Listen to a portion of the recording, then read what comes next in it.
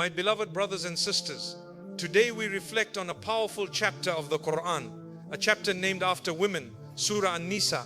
The very title itself is an honor. From its opening verses, Allah establishes justice, dignity and protection for women, correcting many of the injustices that existed before Islam.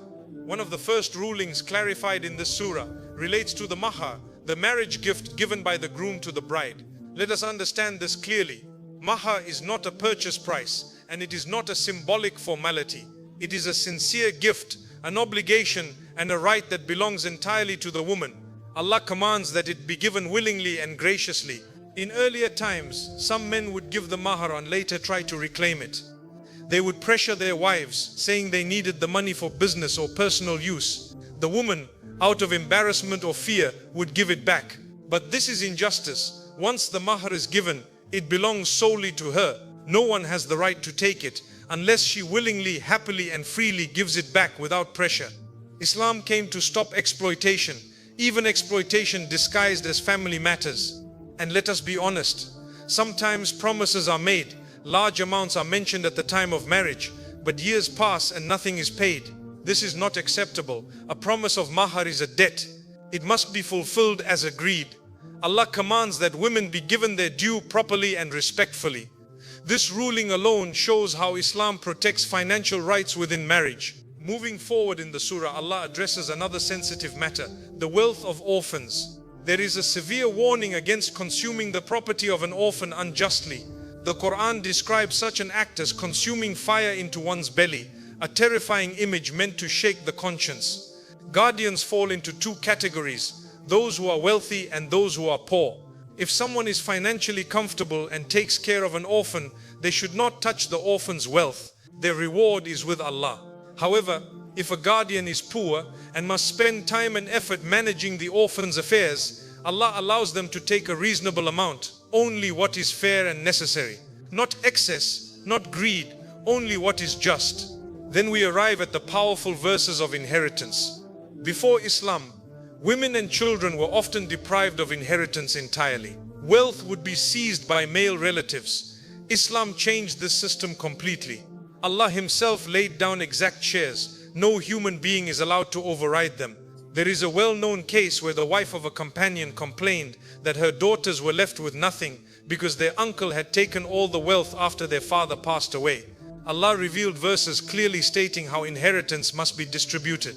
Two daughters, for example, are entitled to 2/3 of the estate if there are no sons. These are not cultural rules, they are divine commands. Some people question why a male receives the share of two females in certain cases. But they forget the full system. In Islam, men carry financial responsibility. A man must provide for his wife, children, and in some cases even female relatives. A woman's wealth, however, is entirely her own. She is not obligated to spend on anyone. When you examine the complete structure, you see justice, not oppression. Another important matter addressed is the issue of kalala, when a person dies leaving no parents and no children. Even in such complex situations, Allah clarified the distribution among siblings. Nothing was left vague. This shows how detailed and complete Islamic law is when it comes to financial fairness. Islam also abolished shocking pre-Islamic practices. In some cultures, when a man died, his widow was treated as property. A relative could inherit her and force marriage upon her. She had no choice. Islam ended this humiliation. Allah clearly declared that women cannot be inherited against their will. Marriage requires consent. Dignity is non-negotiable. There was also a custom where sons would marry the wives of their deceased fathers who were not their mothers. Islam declared this practice immoral and strictly forbidden. These reforms were revolutionary. They elevated women from being treated as commodities to being recognized as honored individuals with rights. Later in the surah, Allah addresses feelings of comparison between men and women. Some women questioned why men participated in battle and seemed to have certain advantages. Allah revealed a profound principle. Do not envy what Allah has granted one over another.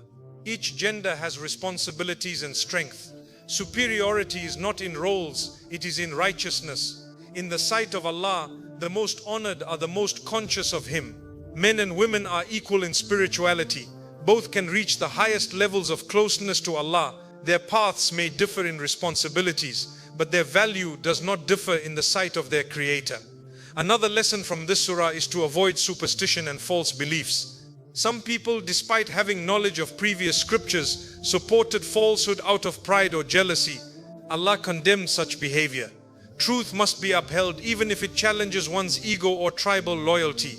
My dear brothers and sisters, Surah An-Nisa is not merely a chapter of laws. It is a chapter of justice. It corrected oppression. It protected the vulnerable. It restored dignity. It balanced responsibility with rights. If we truly implement its teachings in marriage, inheritance, guardianship, and social conduct, we will see harmony in our families and communities. Problems arise not because Islamic guidance is flawed, but because we fail to follow it correctly. May Allah grant us understanding.